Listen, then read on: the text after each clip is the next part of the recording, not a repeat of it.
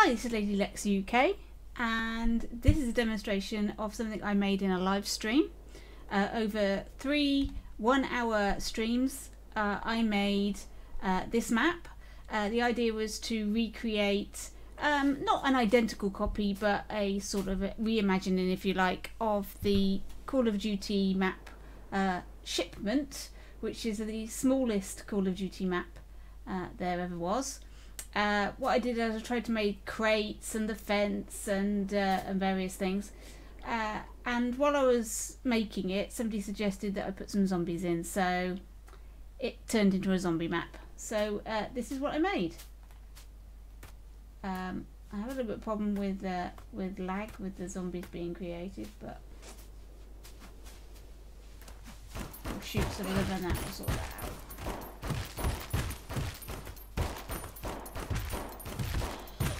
So here we have our Call of Duty map, and as you can see we have zombies jumping through the fence. And some zombie dogs as well, why not?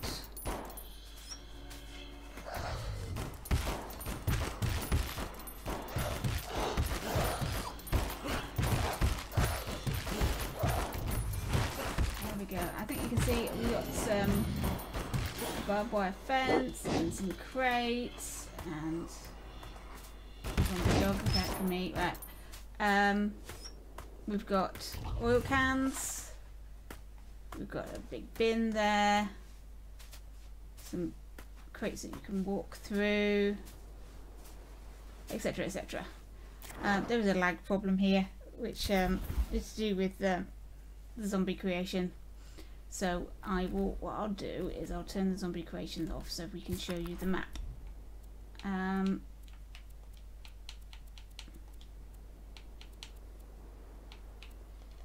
Let's turn that brain off. That hopefully should solve the problem, so we can see our map. Okay, so the first thing I made was the container crates. And that's a very simple thing. There is a primitive that is exactly this. I just recolored it and stacked them on top of each other, and we got ourselves our crates. And then we have the oil drums that I made. Again, very simple. I'll show you that in a minute. And again, these container crates here with a lid on to make them look like bins. And here is our wall of barbed wire that we made.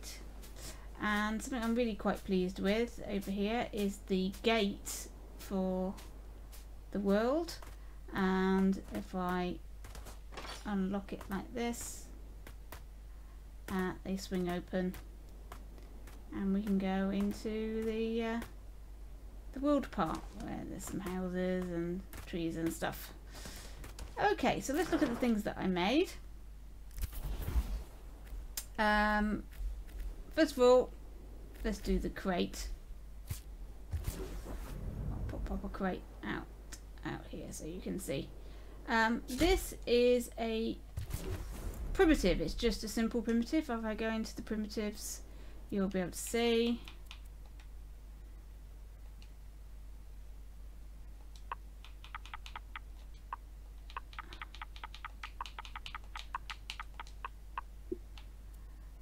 It's a primitive large framed block, but as you can see it's not quite the same shape. This is square, so what I did is I scaled it down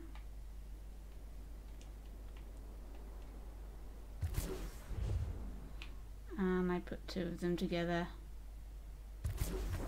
and glued them, and then you get the correct shape that you want for your container. You have to colour them before you glue them, and then you get your lovely container here, and you can stack them as you like. So that's a nice simple one. This here is, because you can see it's actually a full crate buried into the ground. You just get the arch. We'll unglue that. And I think you can see they are flat primitives, just flat primitives glued together to make the shape that we want. And obviously again, colour them before you start gluing them together. Let's grab one of these oil cans.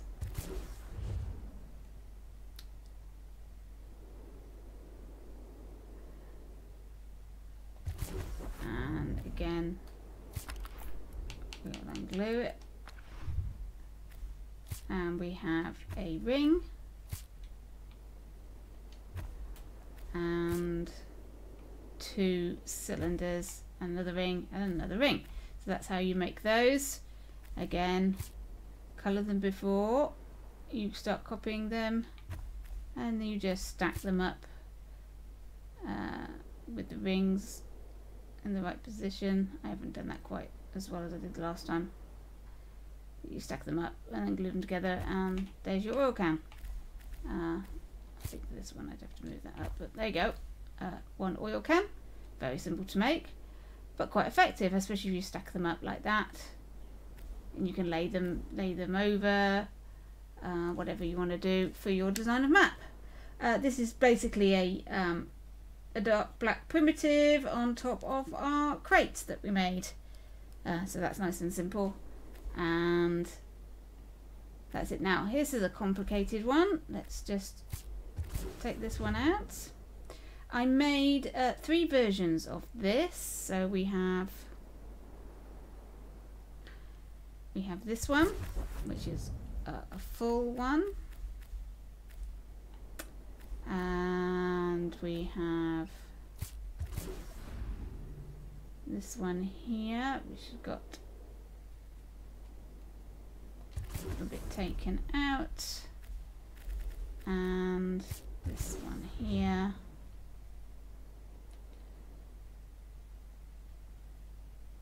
which is fully removed.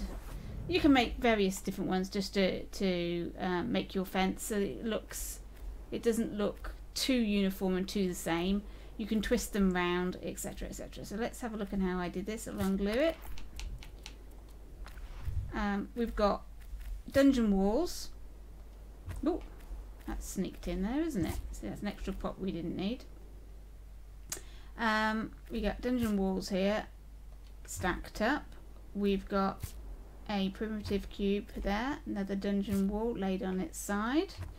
We've got an iron bar for our fence post, and these are made up of portcullises turned to make a sort of triangle diamond shape. With that, you need quite a few of these. You just stack them up, as you can see, alongside each other to make your barbed wire. It does make for an awful lot of props, but unfortunately there is no barbed wire in Project Spark, so that was my solution. There might be another way of doing it. There is a grate.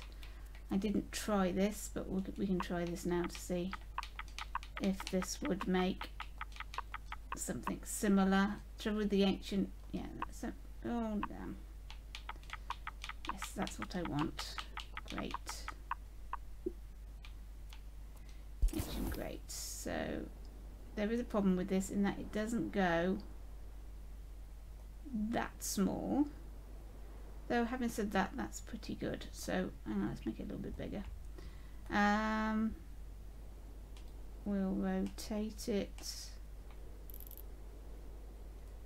like that, and then we'll rotate it back again.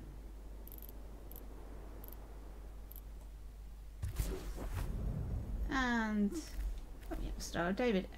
Okay, so we've now made our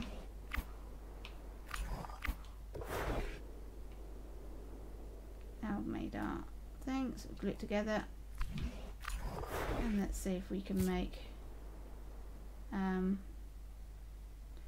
barbed wire out of this. I think you could. So if you could go for a different effect entirely. The problem is going to be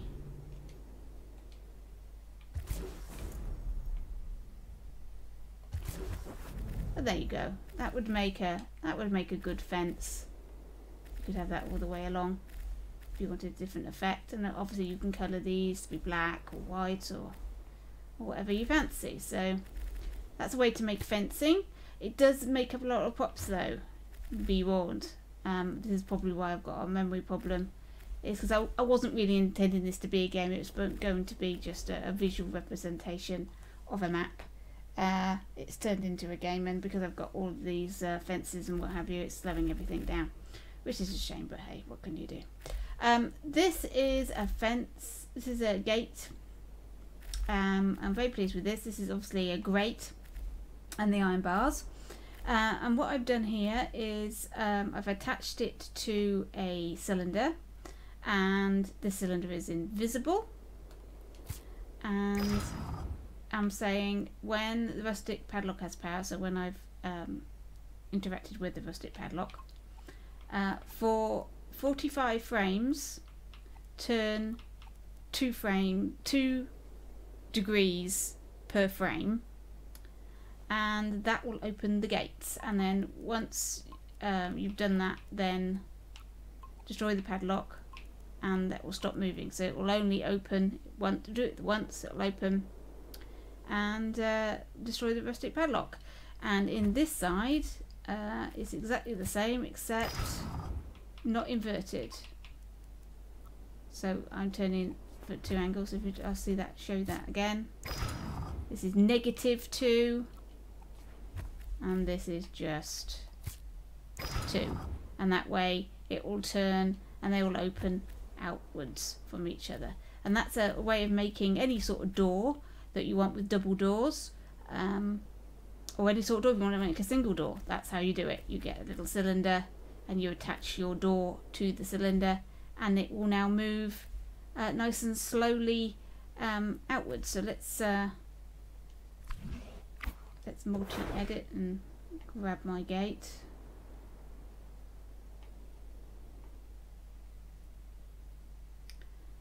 Ooh, ooh. There we go. Has it selected that? I think it has.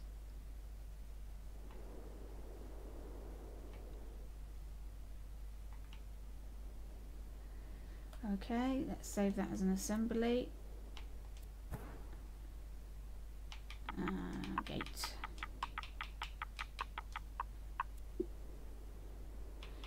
And add it to a tag. So what? Door.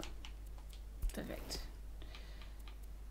Okay, and we'll save it. And hopefully I did manage to grab all of it, so I can now pop a new one over here.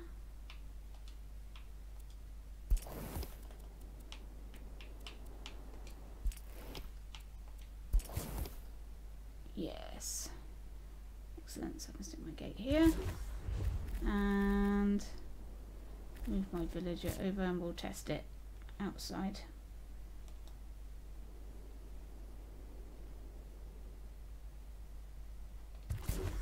So let's test our gate. I think you can see I used some padlocks on the sides as well, just to act as hinges. That looks quite good. So okay, we'll interact with our gate and they swing open. Obviously you change the numbers and it will change the timing of the swing, how quickly they open up, how far they open up, etc. But I'm really quite pleased with that. That was a lovely bit of coding. And there's my gate. So there we go, folks. There's my Call of Duty zombie map that I made in 3 hours while live streaming and chatting all the way through. I hope you enjoyed this, and keep sparking.